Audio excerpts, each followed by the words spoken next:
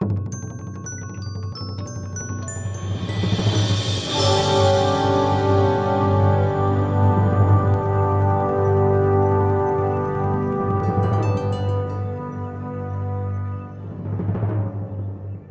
how do you build trust?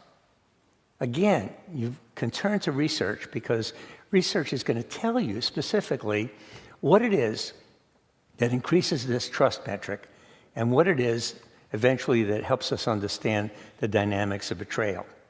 Okay. Turns out that trust is built in very small moments, which I call sliding door moments, after the movie Sliding Doors. Because in any interaction, there's a possibility of connection with our partner or turning away from our partner. Let me give you an example of that from my own relationship. So one night, I was really wanting to finish a mystery novel. I thought I knew who the killer was, but I wanted to really find out. So I put the novel on my bedside, and I walked in to the bathroom. And before I even got into the bathroom, I looked at my wife's face in the mirror, and she looked sad. She was brushing her hair.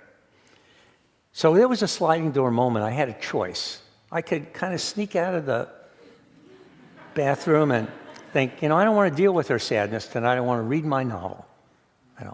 Now, that really wouldn't define our relationship any, but because I'm a sensitive researcher of relationships, I decided to go into the bathroom. I took the brush from her hair, and I said, "What's the matter, baby?" She told me why she was sad. Now, that moment, I was building trust. I was there for her, right? I was connecting with her, rather than choosing to think only about what I wanted. These are the moments that we've discovered that build trust. Now, one such moment is not that important, but if you're always choosing to turn away, then trust erodes in the relationship, very gradually, very slowly. And the next slide, you can see this idea of attunement is really the mechanism that my graduate student, Daniel Shimoda, discovered as the basis for building trust. And attunement stands for this acronym of awareness of the other person's emotion, turning toward the emotion, tolerance of two different viewpoints, going for understanding the partner, responding non-defensively, and responding with empathy.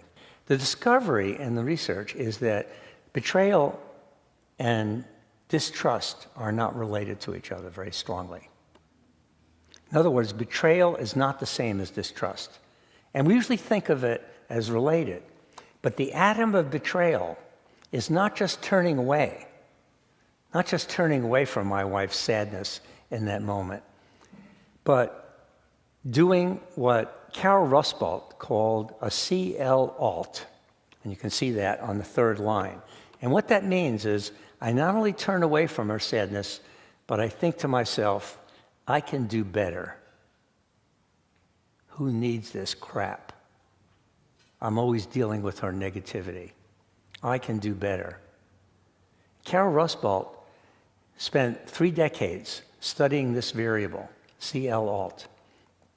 Because once you start, it stands for comparison level for alternatives. And once you start thinking that you can do better, then you begin a cascade of not committing to the relationship, of trashing your partner instead of cherishing your partner, of building resentment rather than gratitude, of lower investment in the relationship, less dependency for getting your needs met, not sacrificing for the relationship, and escalating conflict so it becomes an absorbing state.